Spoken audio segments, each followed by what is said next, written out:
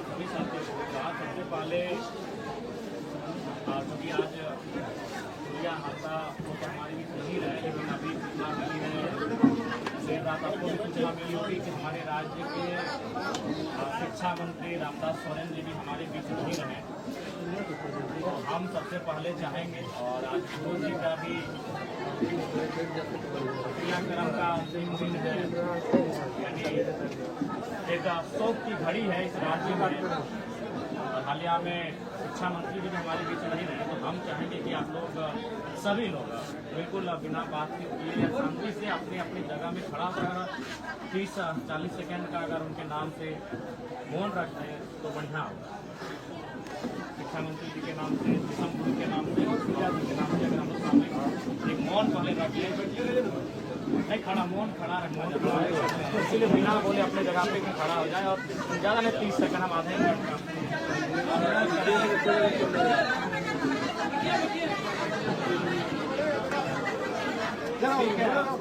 समय स्टार्ट है।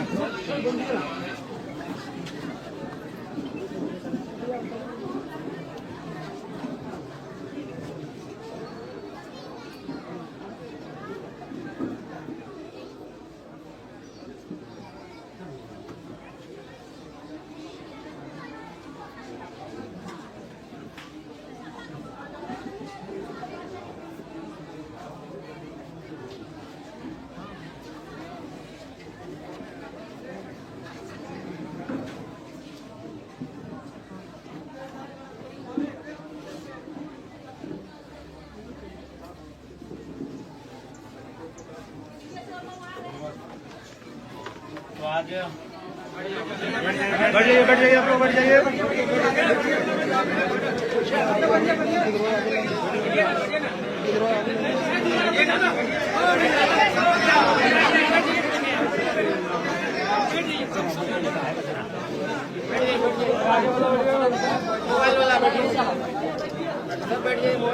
साथियों, आप सभी को जोहार।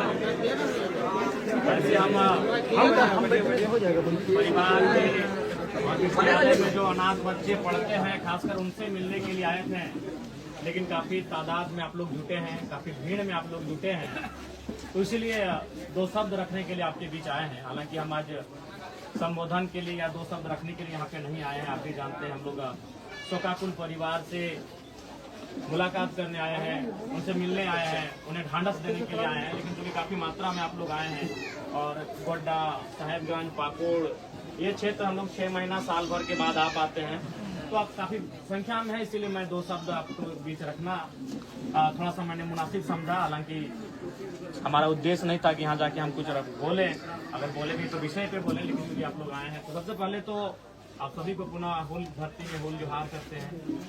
और साथियों, आज विशेषकर हम लोग सूर्या भाई के परिवार उनके घर के प्रांगण में इकट्ठे हुए हैं। आपने भी इस घटना को सुना, नहीं दिखेगा ना, कि किस प्रकार से आज अपने ही राज्य में, जिस राज्य को बनाने में इसी संथाल परगना की धरती में जब भारत देश ने आजादी की गुगुल नहीं फूंकी थी सन 1857 में, उससे 2 साल पहले 1855 में ही संथाल परगना की धरती में सिद्धू कानू के नेतृत्व में लगभग 20,000 आदिवासी तथा अन्य लोगों ने अपने प्राणों की आहुति दी थी। क्यों? जल, जमीन, जंगल को बचाने के लिए, अपनी अस्मिता की रक्षा के लिए। लेकिन आज कई वर्ष बीत चुके हैं होल विद्रोह के, आज कई वर्ष बीत चुके हैं हिंदुस्तान की आज़ादी के। कल ही हमने आज़ादी का दिवस भी मनाया, कल 15 अगस्त था, आज 16 अगस्त है। कई वर्ष बीत चुके हैं हिंदुस्तान की आज़ादी के, कई वर्ष बीत चुके हैं झारखंड अलग राज्य के, लेकिन आज दुर्भाग्य है कि आज भी एक आम व्यक्ति आज़ादी का अनुभव नहीं कर पा रहा। एक आम व्यक्ति, जिस प्रकार अंग्रेजों के कालखंड में अगर कोई ईस्ट इंडिया कंपनी के खिलाफ आवाज उठाता था, यदि कोई पूंजीवाद के खिलाफ आवाज उठाता था, यदि कोई अफसर शाही महाजनों सामंतों के खिलाफ आवाज उठाता था, तो उनकी आवाज को कुचल कर रख दिया जाता था। वो अंग्रेजों के काल में हमने देखा था, लेकिन आज दुर्भाग्य कहिए या शर्म कहिए, लोकतांत्रिक भारत में उसी दृश्य को हम लोग देख रहे हैं। इस देश के एक प्रधानमंत्री अटल बिहारी वाजपेयी थे, वो कहते थे कि कलकत्ता के फुटपाथों में नंगे बदन जो आंधियां सहते हैं, जो भूखे रहते हैं, उनसे जाकर पूछिए कि 15 अगस्त के बारे में क्या कहते हैं। लेकिन आज आपसे आग्रह होगा कि मेरे संबोधन में कभी ताली ना बजाएं, क्योंकि हम लोग शोक के लिए आए हैं और नारा किसी भी व्यक्तिगत नारा, खासकर किसी के नाम का जो जीवित है उसके नाम का नारा भी आप नहीं लगाएंगे। हमसे आपसे पहले आग्रह कर लेंगे, आपसे पहले हम आग्रह कर लेंगे, किसी प्रकार की तालियां ना बजाएंगे और किसी प्रकार कोई जीवित व्यक्ति का, चाहे मेरा ही क्यों ना हो, जीवित व्यक्ति का आप नारा नहीं लगाएंगे। क्योंकि हम लोग आज राज्य भी शोक का है, आज राज्य में एक दिवस से छुट्टी भी है रामदास फरेन जी के निधन के अवसर पर, दुखद घड़ी में, तो इसलिए आपसे आग्रह होगी। तो आज जो अटल बिहारी वाजपेयी का जो कथन था कि हम आज़ादी मना रहे हैं, हम झंडे का तोलन कर रहे हैं, झंडा तोलन कर रहे हैं, हम पूरे हर्ष उल्लास के साथ गीत गा रहे हैं, लेकिन असल में आज़ादी आज कहाँ है? आज जो अटल बिहारी वाजपेयी कहते थे अपनी कविता में कि कलकत्ता के फुटपाथों में नंगे बदन जो आंधियां सहते हैं, उनसे जाकर पूछो 15 अगस्त के बारे में क्या कहते हैं। आज जो सूर्या हंसदा के साथ जो इनकाउंटर हुआ है, वो अभी वही सवाल कर रहा है। उनके परिजनों से मिले, उनकी पत्नी से मिले, ठीक हमारे बगल में बैठी हैं उनकी पत्नी, उनकी माता बैठी हैं, उनके दो भाई बैठे हैं। उन्होंने यही कहा कि जो हाल ही में एक माइंस में गोली कहीं चला, उसी घटना को लेकर पुलिस दबाव बना रही थी सरेंडर करने को लेकर। एक बात जान लीजिए, अगर किसी माइंस में किसी कंपनी की घटना है तो मैं कहूंगा आज आपके माध्यम से पूरे राज्य को सूर्या जैसे नौजवानों का समर्थन करना चाहिए। अगर ये किसी के साथ, किसी महिला के साथ दुर्व्यवहार की बात आती, किसी किसान के साथ दुर्व्यवहार की बात आती, तो आप सूर्या भाई को गलत कह सकते थे, आप सूर्या को गलत कह सकते थे। लेकिन कंपनी का प्रसंग है तो आपको भी जान रहे हैं कि ईस्ट इंडिया कंपनी और आज की कंपनी में कोई अंतर नहीं है, केवल नाम बदला। इसलिए अगर इनका सरेंडर करने का दबाव इसलिए था कि कोई माइंस से संबंधित मामला था, कोई कंपनी से संबंधित मामला था, चाहे वो पत्थर की खादान हो या कोयला की खादान हो, तो पूरे राज्य को, सूर्या को अपराधी की नजर से नहीं, मेरे हिसाब से बागी की नजर से आप देख सकते हैं, अपराधी की नजर से नहीं देख सकते हैं। क्योंकि आज केवल आपका गोड्डा का ललमटिया ही परेशान नहीं है विस्थापन को लेकर, आज आपका गोड्डा का ललमटिया ही केवल परेशान नहीं है कंपनियों के आतंक को लेकर। हम धनबाद से आते हैं और हमसे बेहतर दर्द को कौन जानता है। धनबाद यानी देश की कोयला राजधानी, जहां हमने अपना जमीन दिया और आज हमारा ही लहू, आज हमारा ही रक्त बह रहा है इस धरती में। ये तो सूर्या ने आवाज भी उठाया, धनबाद में अब आवाज भी नहीं उठती है, अब समझौता हो जाता है। लाशें अवैध कोयला खदानों के नीचे दम तोड़ देती हैं और वो बाहर तक नहीं आती। हम धनबाद से आते हैं, तो इसलिए अगर उनका सरेंडर करने का दबाव इसलिए पुलिस बना रही थी कि कोई कंपनी से विवाद था, तो मैं कहूंगा कि सूर्या को अपराधी की नजर से नहीं, उसे बागी की नजर से देखिए। क्योंकि कंपनी का क्या रूल है आज राज्य में, ये आपसे नहीं छुपा है।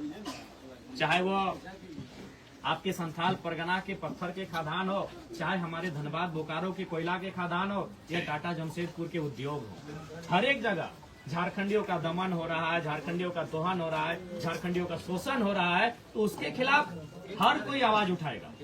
आज एक सूर्य आया है, कल को न जाने कितने लोग आएंगे और ये कितनी गोलियां मारेंगे, ये तो भविष्य की बात है। हमें लगता है कि जिस दिन पूरे राज्य से आवाज उठी, इनकी गोलियां कम पड़ जाएंगी, इनकी गोलियां कम पड़ जाएंगी। और ये अस्मिता का सवाल है, ये इस राज्य की आदिवासी और यहाँ के मूलवासी की अस्मिता का सवाल है। ये राज्य आपका है। आज आप यहाँ मजदूरी की नौकरी के लिए तरस रहे हैं, आज आपके बच्चे सामान्य शिक्षा के लिए तरस रहे हैं, साधारण चिकित्सा के लिए आपके बच्चे तरस रहे हैं। आज क्या है आपके राज्य की स्थिति?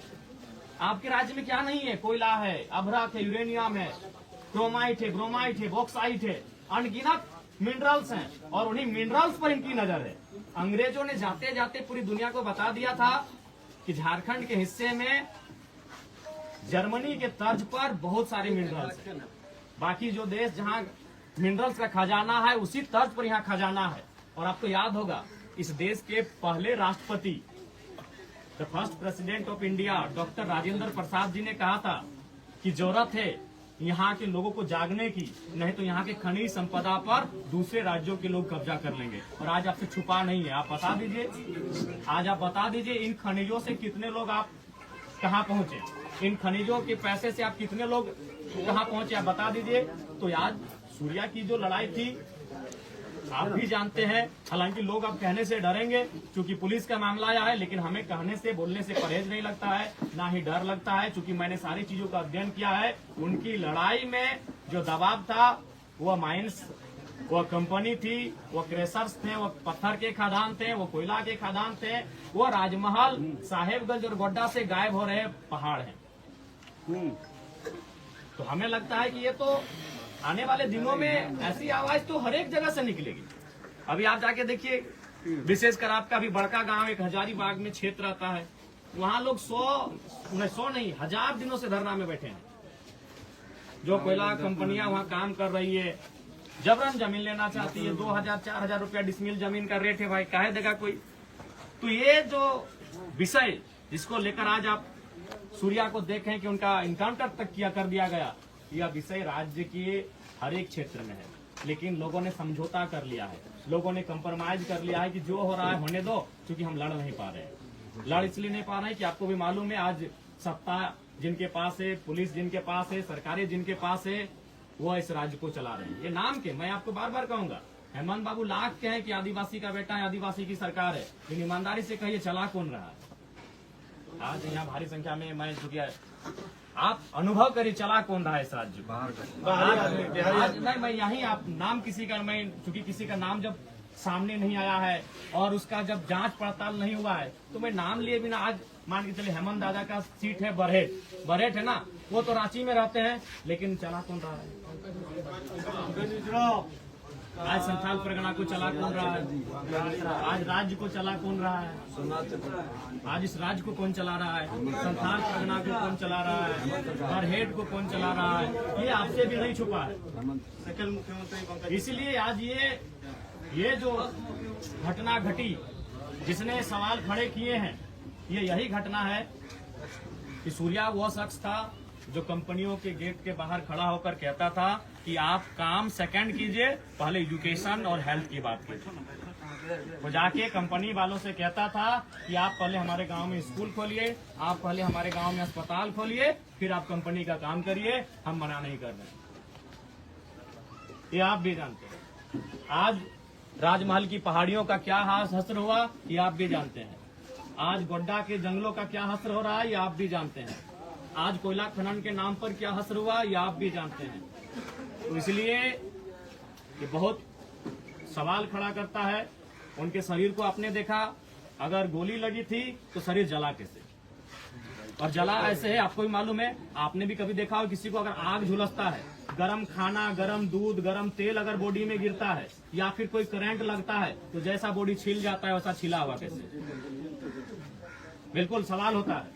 आपने भी उनके पार्थिव शरीर को मरने के बाद उनके शरीर को देखा होगा, या तो फोटो में या तो सामने आके। जी सर। उस शरीर में जला हुआ निशान है, बहुत बड़ा दाग है जला हुआ। तो सवाल तो है, हाथ भी छिला गया। तो वही वो जला हुआ निशान तभी आता है जब या तो उसमें गरम दूध गिरे, गरम तेल गिरे, गरम चाय गिरे, या तो आग से झुलस जाए या फिर करंट लगे, इलेक्ट्रिसिटी लगे।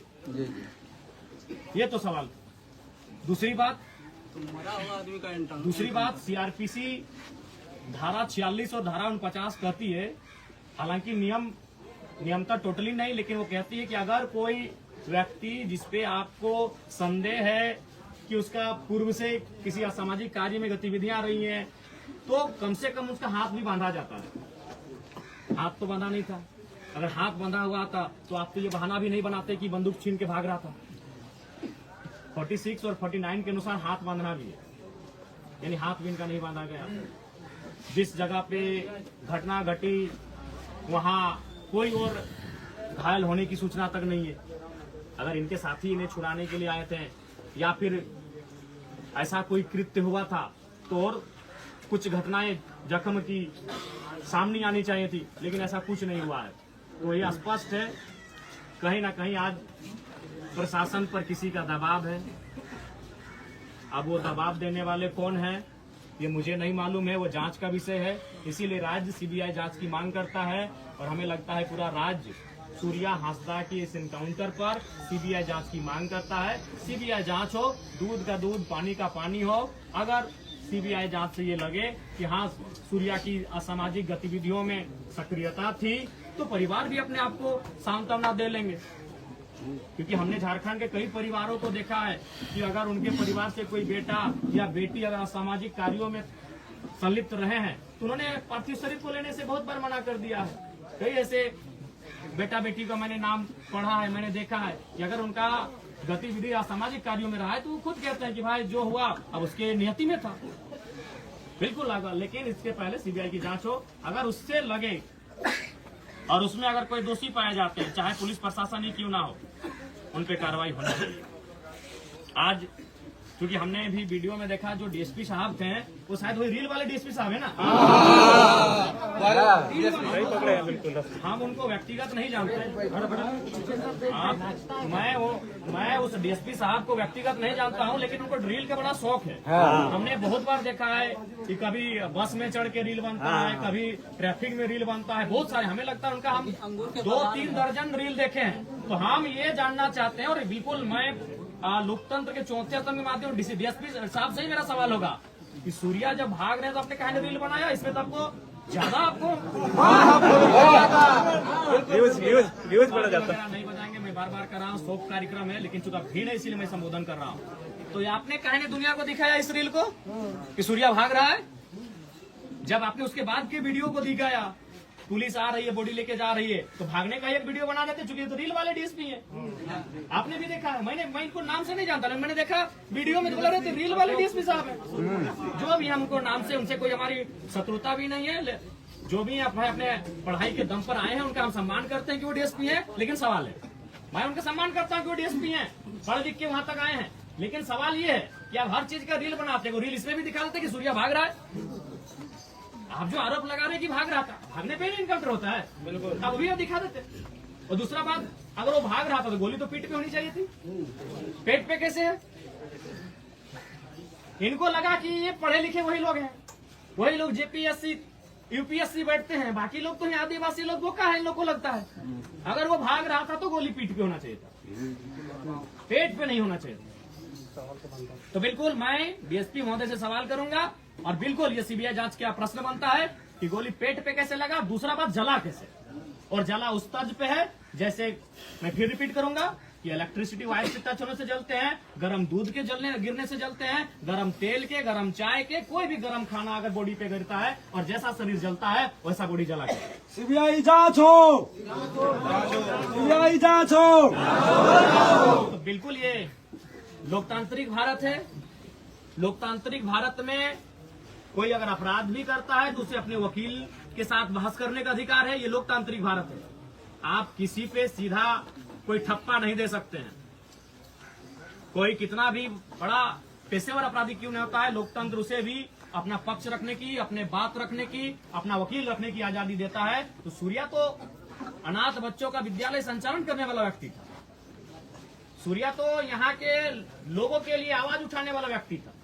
और एक सवाल मैंने बार बार कहा है, अब कुछ देर के लिए हम मान भी लें कि सूर्या का संबंध किसी असामाजिक तत्व से था, तो सवाल ये भी है, क्योंकि हम ये मानते हैं कि अगर कोई चोर के साथ रहता है तो उसे चोर कहते हैं। यदि कोई किसी को आत्महत्या करने के लिए उसका आता है तो जो उसका आता है वो भी दोषी होता है। यदि कोई, तो यहाँ किन कारणों से सूर्या असामाजिक गतिविधियों में गया, जिन लोग इन कारण में हैं, क्या उनपे आप कानूनी शिकंजा कसेंगे? क्या आप उन पत्थर खदानों के मालिक, वो कोयला खदानों के मालिक जो अवैध रूप से यहाँ खनन का काम कर रहे हैं, क्या पुलिस अपना दंडात्मक कार्रवाई उन पर करने का हौसला रखती है, उन पे करने का हिम्मत रखती है? हम ये नहीं जानते भाई कि कोई अगर किसी को आत्महत्या के लिए उसकाए तो जो उसकाता है वो भी गुनहगार होता है। तो सूर्या अगर असामाजिक गतिविधियों में आया तो जिन लोगों के कारण आया, जिन लोगों के अन्याय के कारण आया, जिन लोगों के अत्याचार के कारण आया, क्या ये पुलिस प्रशासन, उनमें हिम्मत है, उनमें सामर्थ्य है कि उनके खिलाफ कोई कार्रवाई करे? उनके खिलाफ भी तो कार्रवाई होनी चाहिए। अगर एक आदिवासी राज्य में एक आदिवासी व्यक्ति मुख्य धारा से विपरीत हो रहा है, मुख्य धारा से विपरीत होकर किसी असामाजिक गतिविधियों की ओर आकर्षित हो रहा है, तो जिनके कारण हो रहा है उनपे एफआईआर कब कर रहे हैं, उनपे कानूनी शिकंजा कब कस रहे हैं, उनपे आप अपना दंडात्मक कार्रवाई कब कर रहे हैं? ये बहुत बड़ा सवाल है। आज असल में ये है कि आप अगर समझौता कर लें तो आप दुनिया में जी सकते हैं, चल सकते हैं। आप अगर विपरीत जाकर आवाज उठाते हैं तो आपका हश्र क्या होगा ये आपसे छुपा नहीं है। आज कई पहाड़ नहीं है, तो जिनके कारण नहीं है, क्या उन पे कोई कानूनी कार्रवाई होगी? आज कई चीजें ऐसी हैं जिन पर क्रॉनिक कैपिटलिस्ट ने कब्जा कर लिया है। मैं फिर बार कह रहा हूं कि मैं कैपिटलिस्ट के खिलाफ नहीं, मैं क्रॉनिक कैपिटलिस्ट के खिलाफ हूं। क्रॉनिक कैपिटलिस्ट उसको कहते हैं जिनमें IAS, IPS और मिनिस्टर के संरक्षण से, जिसमें बड़े बड़े लोगों के संरक्षण से लोग एक असमानता की खाई को उत्पन्न करते हैं। आज अगर संथाल परगना जैसी सामाजिक न्याय की धरती में, झारखंड जैसे सामाजिक न्याय की धरती में अगर क्रॉनिक कैपिटलिस्ट लोग हावी होंगे तो ये बहुत ही शर्मसार का विषय है। सर, सूर्या हाजरा को लेकर ये विधानसभा में सवाल उठाएंगे सर?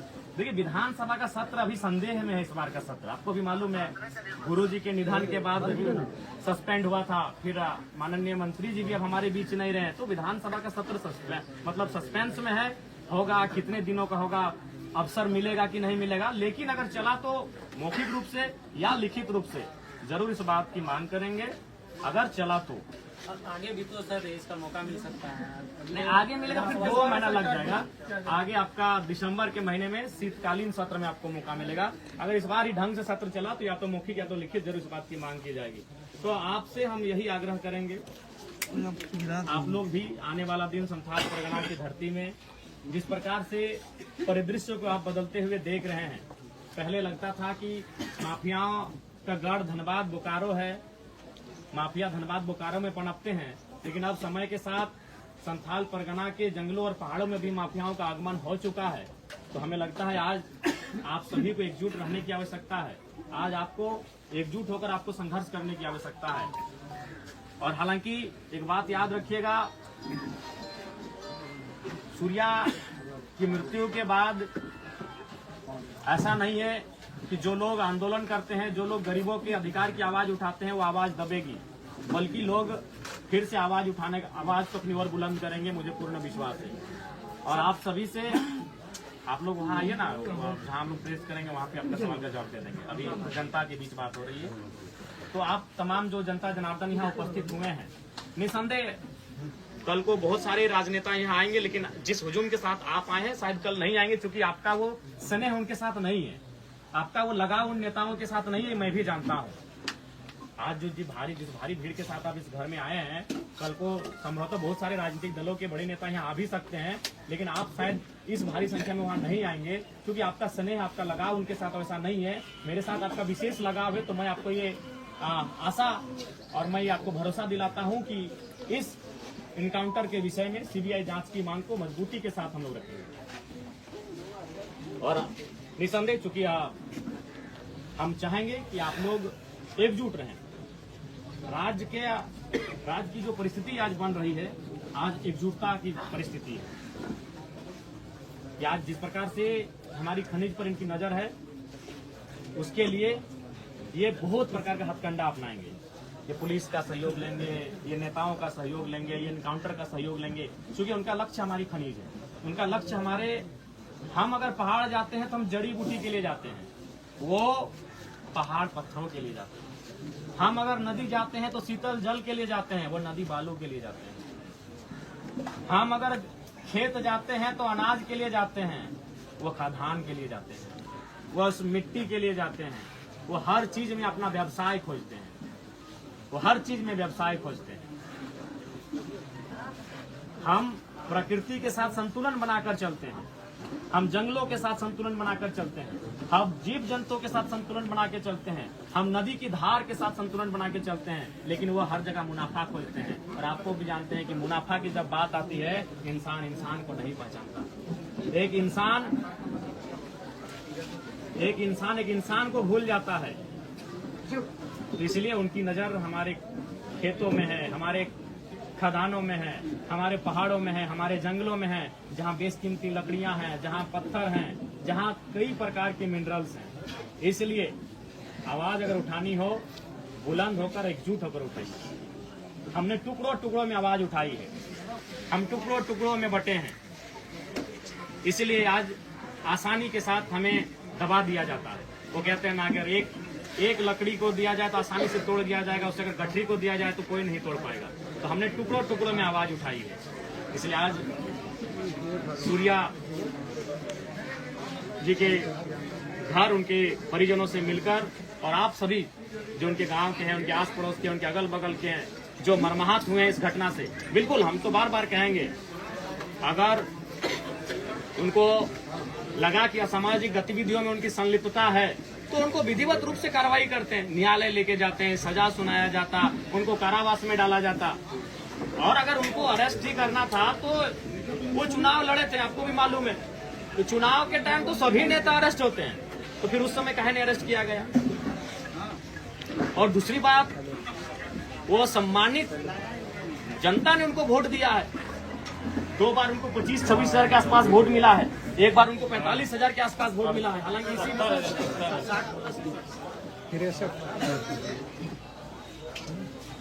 यानी हमें तो लग रहा है कि अगर आज लोबिंदा अगर बीजेपी शिफ्ट नहीं करते तो हमें लगता है सूर्या भाई इस बार विधायक बन के चले जाते। तो वो एक जनप्रतिनिधि है और उसका अगर आप इनकाउंटर करेंगे तो भाई ये तो बड़ा सवाल क्यों नहीं करेगा। एक जनप्रतिनिधि थे, वो 4-5 बार चुनाव लड़ चुके थे, सम्मानित वोट ला चुके थे, 30,000, 40,000, 60,000 वोट लेकर आ रहे थे, तो इसलिए हर कोई सवाल करेगा, हर कोई सवाल करेगा। अगर वो असामाजिक गतिविधियों में संलिप्त थे तो फिर चुनाव लड़ने से प्रतिबंध आपने क्यों नहीं किया। जब वो चुनाव का नॉमिनेशन भरने जाते थे तो क्यों नहीं उनको अपने डिटेन किया, अरेस्ट किया। भाई आप उनको चुनाव भी लड़ने दे रहे हैं, वो सम्मानजनक वोट भी लेकर आ रहा है और आप फिर उनका सरेंडर करने का दबाव बनाते हैं और आप जाके उसको गोपनीय तरीके से इनकाउंटर कर देते हैं। तो सवाल तो बनता है, इस सवाल का जवाब पुलिस प्रशासन को देना होगा और इसके लिए पूरे राज्य को आवश्यकता है सीबीआई जांच की मांग को बुलंद करे। और मैं भी एक विधायक होने के नाते इस बात को लेकर आपको आश्वस्त करता हूं, सीबीआई जांच की मांग को पुरजोर तरीके से मैं रखूंगा, पुरजोर तरीके से उठाऊंगा, इसकी जांच होनी चाहिए। प्रशासन की नजरिया को किस तरह से देखते हैं सर? देखिए प्रशासन, मैं बार बार कहता हूँ, प्रशासन जैसा मैंने अध्ययन किया, प्रशासन हेल्पलेस चीज है। मैं कभी प्रशासन पर तो मुझे तरस आता है कि काहे वो शपथ लेते हैं, काहे वो दम भरते हैं IAS IPS का।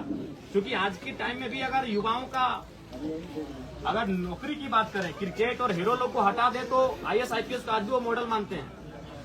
लेकिन आज परिस्थिति क्या है, वो किसी के इशारे पे चलते हैं, चाहे वो कोई पूंजीपति हो, चाहे वो कोई नेता हो, चाहे कोई मंत्री हो, कोई या फिर कोई रसूखदार व्यक्ति हो, ये किसी के दबाव में है। यही जांच का विषय है कि किसके दबाव में। बिल्कुल प्रशासन पूरी तरह से दबाव में है और ये किसके दबाव में, यही जांच का विषय है। क्योंकि आप इस प्रकार से एक आदिवासियत की आवाज को, शोषित वंचितों की आवाज को अगर धराशायी कर देंगे तो बहुत ही दुर्भाग्य का विषय है। राज्य की जनता चुप नहीं रहेगी, राज्य के आवाम चुप नहीं रहेंगे, वो सवाल करेंगे और बिल्कुल एक साथ गोलबंद होकर सीबीआई जांच की मांग करेंगे। और आने वाले दिनों में बिल्कुल वो कटघरे में होंगे और उनको सवाल का अपना जवाब भी देना होगा कि किन परिस्थितियों में आपने ये कृत्य को अंजाम दिया है। तो आप सभी से आग्रह है कि आप लोग एकजुटता के साथ रहें। देखिए अब तो लोबिन दादा का भी बयान हम सुन रहे थे भाई, वो भी कह रहे हैं कि हमको डर लगता है कि हम भी कई बार अवैध पत्थर खदानों, माइंस इत्यादि पर आवाज उठाए हैं, तो सोच सकते हैं संथाल परगना की स्थिति क्या है। लोबिन हेम्ब्रम जैसा शख्स जो कई बार विधायक रहे, आधा दर्जन के आसपास, अगर वो शख्स भय महसूस कर रहा है तो आम नौजवान कैसा महसूस करेगा। तब तो आम व्यक्ति एक गांव किसान का जमीन, खेत खलिहान तो कोई ऐसे छीन के ले लेगा। एक ऐसा व्यक्ति जो गुरु जी के कालखंड से नेता बना है, और अगर वह व्यक्ति डर महसूस कर रहा है आज माफियाओं के आतंक में के साये में, तो सरकार को और पुलिस प्रशासन को बिल्कुल माफियाओं पर नकेल कसने की आवश्यकता है। आप माफियाओं से दोस्ती और जो लोग आवाज उठा रहे हैं उनकी आवाज को बुलंद करने के लिए गोली चलाएंगे, ये बिल्कुल गलत बात है, ये बिल्कुल गलत बात है। झारखंड में लग रहा है सर प्रशासन भी सुरक्षित नहीं है। साहेबगंज आप सुने थे कि रूपा तिर्की का थाना प्रभारी चाहिए। हाँ, बहुत दिन पहले एक मैटर आया था। नहीं, हमें तो बार बार, इसलिए मैं बार बार कह रहा हूँ कि उनके परिवार से मैंने रोते बिखलते हुए अधिकारियों से भी, मतलब अभी भी उनकी वीडियो चल रही था, उनके से न्याय मांगा था। जब एक थाना प्रभारी को जो रूपा तिर्की का न्याय नहीं मिल पाया तो आम लोगों को क्या न्याय मिलेगा। बिल्कुल, ये तो बहुत ही हम ऐसे साये में जी रहे हैं। इस पर इस बार का विधानसभा में निसंदेह ये जो व्यवस्थाएं हैं, व्यवस्थाओं में जिस प्रकार से ढील और कोताही है, इसको लेकर आवाज मुखर होगी। मुझे लगता है बाकी विधायकों का, बाकी जनप्रतिनिधियों का सहयोग मिलेगा। और आप सभी से आग्रह होगी कि आप लोग उनके रोती बिखरती रह गई, लेकिन उनको कहाँ न्याय मिल पाया। वैसे थाना प्रभारी जो पुलिस के बिल्कुल ऐसे में बिल्कुल वो सुरक्षित नेता आम और अभी पब्लिक आदिवासी राज्य में एक आदिवासी बहन को न्याय नहीं मिल पाया, ये शर्म का बात है, बड़े ही शर्म की बात है। बिल्कुल इसको हम लोग ऐसा है ये 2-3 साल पहले घटना है, ज्यादा है, हम भी सुने थे किसी प्लेटफॉर्म में इस चीज को हम भी सुने हैं चैनल के माध्यम से। तो उसी चैनल के माध्यम से सर 11 तारीख को पंकज मिश्रा, उसमें भी नाम लिया गया था, इसमें भी नाम लिया जा रहा है कि पंकज मिश्रा ऐसी घटना घट गया। इसका प्रशासन पंकज मिश्रा का गुलाम है। सरकार को सबसे पहला बात तो जनता को विश्वास दिलाई कि लोकतांत्रिक देश है, ये लोकतांत्रिक देश है, सरकार को जनता को विश्वास दिलाना चाहिए और बिल्कुल सीबीआई की जांच हो और दूध का दूध और पानी का पानी हो, कौन क्या है, किसका संलिप्तता है, किसने क्या किया, सारी चीजें जनता के बीच आनी चाहिए। और मैं बिल्कुल इस बात को लेकर मुखरता के साथ अपने आवाज को रखूंगा। और साथ ही अभी हम लोग जैसा सुन रहे हैं कि यहाँ 200-300 बच्चे शायद अनाथ बच्चे पढ़ते थे, तो मैं आप सभी से आग्रह करूंगा कि जो लोग सक्षम है, क्योंकि हम जान रहे हैं कि झारखंड में अभी सक्षम लोग कहाँ रहे, सक्षम जिससे होना होता है, कोयला पत्थर बालू तो यूपी बिहार के लोग, इधर बंगाल के लोग रास्ते से ले जा रहे हैं, झारखंड के लोग तो मैंने मजदूरी घंटा बेलचा का काम कर रहे हैं, सक्षम तो बहुत कम लोग होंगे। झारखंड के लोग तो साइकिल चला के ले जाते हैं सर, जो पैदल जो लोग सक्षम है उनसे मेरा आग्रह होगा कि सूर्या जी ने जिस स्कूल को छोड़ा है, जहां 200-250 की संख्या में अनाथ बच्चे पढ़ते हैं, वो बंद न होने पाए। मैं भी अपनी क्षमता के अनुसार ये आपको आश्वस्त करता हूं कि मेरा भी उन बच्चों की पढ़ाई बंद ना हो, उससे मैं भी कंट्रीब्यूट करूंगा। जो फिर पुनः कहेंगे ताली वगैरह किसी भी कार्य के लिए नहीं आप जाएंगे। मैं क्योंकि मैंने भी अपने विधानसभा में 75% अपना सैलरी डोनेट करने का बात कहा है, तो अब हमारे पास भी उतना रहा नहीं, लेकिन उसके बावजूद भी मैं कि बहुत सारे व्यवस्थाएं हैं, बहुत सारे सही लोग भी दुनिया में हैं, या फिर जहां तक भी होगा मैं निसंदेह ये मेरा प्रयास रहेगा, या मैं आपको ये वचन देता हूं कि इस विद्यालय में जो अनाथ बच्चे पढ़ रहे हैं उनकी पढ़ाई ना रुके, उसमें कुछ प्रतिशत मेरा भी योगदान होगा कि उनकी पढ़ाई ना रुके, मैं ये प्रयास करूंगा। तो पुनः आप सभी को हुल विद्रोह की धरती में हुल जोहार करते हैं और साथ ही आप सभी से आग्रह करते हैं कि एकजुट रहिएगा। आने वाले दिनों में संथाल परगना में धनबाद बोकारो के तट पर माफियाओं का दौर दिखेगा आपको, क्योंकि उधर कोयला खत्म हो रहा है, इधर पहाड़ और पत्थर उनको दिख रहा है, उनका दौर बढ़ेगा। और आपको भी मालूम है केवल नाम बदला है, ब्रिटिश ईस्ट इंडिया कंपनी से अब कंपनी का नाम कुछ और हो गया है, चाहे बीसीसीएल रहे, सीसीएल रहे, एनटीपीसी रहे, नाम लेने में हमको कभी डर नहीं लगता है, बस कंपनी का नाम बदला है, तरीका उससे भी बुरा है। तो सर आम पब्लिक उनकी आवाज उठाएंगे तो उनके पास आम व्यक्ति को प्लानिंग से उठाना होगा और एकजुट होकर उठाना होगा और संख्या बल के साथ उठाना होगा। लोकतांत्रिक देश में संख्या बल मायने होती है। आप अगर आवाज उठाएंगे तो संख्या बल से उठाएंगे, प्री प्लानिंग के साथ उठाएंगे, ऐसे नहीं। और कभी कभी कहते हैं कि 2 कदम अगर पीछे आना चाहिए 2 कदम पीछे आइए, प्लानिंग करिए, फिर झपटा मारिए। 2 कदम पीछे आने की जरूरत पड़े आ जाइए, झुकने की जरूरत पड़े झुक जाइए, रुकने की जरूरत पड़े रुक जाइए, लेकिन अगली बार पूरी ऊर्जा के साथ उस काम को करिए। तो इसलिए मेरा संथाल परगना विशेषकर जो वो क्षेत्र जो आने वाले दिन माइंस कोल रहे, चाहे पत्थर का रहे, चाहे अन्य औद्योगिक गतिविधियों के कारण अगर प्रभावित होंगे, तो उनसे मेरा आग्रह यही होगा आप एकजुट होकर रहें। और सूर्या की आवाज अगर आपको लगता है, फिर मैं कहूंगा मेरा संबंध धनबाद से, आपका संबंध गोड्डा से है, सूर्या को आप हमसे बेहतर जानते हैं। मैं भले वो मेरे राजनीतिक दल से अंतिम चुनाव लड़े, लेकिन कभी उनसे हमारी ना मुलाकात हो पाई है, ना कभी टेलीफोनिक बात हो पाई है।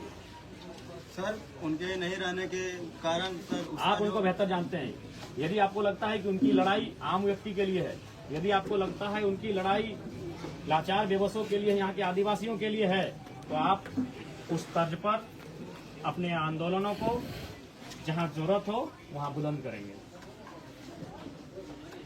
ठीक है, हम लोग थोड़ा सा प्रस्थान करेंगे और फिर कोशिश करेंगे कि इस आंदोलन में आपकी कितनी भागीदारी रहेगी? देखिए, आप भी जानते हैं कि सशरीर अभी पूरे राज्य में आंदोलन हो रहा है, और क्योंकि ये भी सच्चाई है कि थोड़ा सा संथाल परगना का जो प्रमंडल है, यहाँ हमारा संगठनिक ढांचा थोड़ा सा कोलांचल, कोल्हान, रांची उन क्षेत्रों की तुलना में थोड़ा सा है कम, लेकिन हमारे आने वाले दिनों में सक्रियता यहाँ बढ़ेगी और आंदोलन की रूपरेखा भी तैयार होगी। अभी सर सुनिया होता है कि जब जो छात्र हुई थे तो फिर ये जो आंदोलन करके जो कुछ आगे बढ़ने का काम करता था, लेकिन आम लोगों को उतनी दम नहीं है कि जो आगे बढ़ के एक संगठन को दाम भरेगा। परिस्थितियाँ गांधी नहीं थे।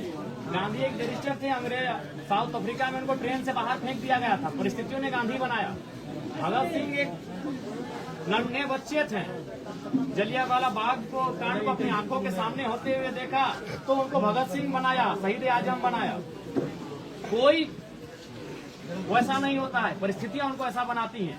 सूर्या भी एक आदिवासी साधारण परिवार का, संथाल परिवार का बेटा था, परिस्थितियों ने उसको ऐसा बनाया कि वो लड़ने लगा, वो भिड़ने लगा, वो डरने नहीं लगा। तो ठीक उसी प्रकार इसी भीड़ में आपको कई नौजवान दिखेंगे जो परिस्थितियां इनको गांधी और भगत सिंह दोनों बनाई। तो परिस्थितियां तय करती, हम और आप नहीं तय कर पाएंगे। अगर हम और आप तय कर पाते तो सचिन तेंदुलकर का बेटा आज क्रिकेट खेल रहा होता, अमिताभ बच्चन का बेटा आज उसकी तरह सफल हो जाता। वो परिस्थितियां तय करती हैं, वो हालात तय करते हैं और हालात तय करेंगे कि अगला सूर्या कौन होगा, हालात तय करेंगे। लेकिन हाँ, इस बार किसी का फर्जी इनकाउंटर नहीं हो, ये भी हमें भी तय करना। सर अगर हम लोग थाना में सुरक्षित नहीं रहेंगे तो कहाँ रहेंगे? देखिए, थाना पे सवाल खड़े होते हैं, निसंदेह खड़े होते हैं और आपको ये बेहतर सवाल सरकार से पूछना चाहिए। अगर हम आपको कुछ जवाब भी दे देंगे तो वो जवाब निराधार हो जाएगा। हम एक विधायक हैं और एक विधायक के प्रोटोकॉल से आपके क्षेत्र को हम कंट्रोल नहीं कर सकते हैं, आपके थाना को हम कंट्रोल नहीं कर सकते। हम सवाल कर सकते हैं, हम विधानसभा में तारांकित सवाल कर सकते हैं, लेकिन नियंत्रण सरकार करेगी। इसलिए बेहतर है जितने भी मीडिया आज आपके अंदर जितने भी आक्रोश हैं, जितने तीखे सवाल हैं, सत्ता पक्ष से पूछिए, सरकार से पूछिए, क्योंकि सरकार के मुख्यमंत्री यहाँ से चुनाव जीत के जाते हैं, उनके भाई यहाँ से चुनाव जीत कर जाते हैं। तो ये तीखे सवाल बिल्कुल उनसे पूछिए, क्योंकि हम अगर आपको आश्वासन दे भी दें थाना की सुरक्षा का, ब्लॉक की सुरक्षा का, तो एक विधायक का प्रोटोकॉल ही नहीं बनता है। हम आवाज आपको उठा सकते हैं कि अमुक ब्लॉक में गड़बड़ियां हो रही हैं, इस पे कार्रवाई की जाए, लेकिन कार्रवाई करना सरकार का काम होता है। इसको आप भी जानते हैं। इसलिए आपके जो तीखे सवाल हैं बिल्कुल और तीखा करिए और पैना करिए और सरकार से पूछिए ये सवाल। और कोई सवाल पूछेगा? सवाल वहाँ हम लोग का कॉन्फ्रेंस वहाँ आइए और पूछिएगा। यहाँ तो हम जनता के बीच मुखातिब हो रहे थे, भीड़ बहुत ज्यादा थी। हालांकि हम तो शोक के लिए आए थे और आज शोक का दिन भी है। रामदास जी भी आज चले गए हमारे बीच से, हम सबों ने उसके लिए मौन भी धारण किया। उनके आत्मा को बूढ़ा बाबा मारांग गुरु ईश्वर श्री चरणों में। सर ये ललमटिया थाना जो है सर, ये सील का बनाया हुआ सुनने में आ रहा है, आप कैसे देखते? देखिए, तो आप जानेंगे, आप एक ही दिन में आप पूरा गोड्डा का सवाल हमसे कीजिएगा तो अगर हम बोल भी दें तो ये गलत होगा। गोड्डा में हम 2 दिन रहते नहीं ठीक से, आप अगर छोटी छोटी चीजों पर सवाल लीजिएगा तो बड़ा दुर्भाग्य हो पाएगा। इसलिए मीडिया बंधु आप भी जानिए कि गोड्डा हम साल भर के बाद आए हैं। आप अगर थाना का सवाल उठाइएगा, आप अपने गाँव को उठाइएगा, जब तक वो बृहद ना हो, आग्रह होगी कि किसी प्रकार की नारेबाजी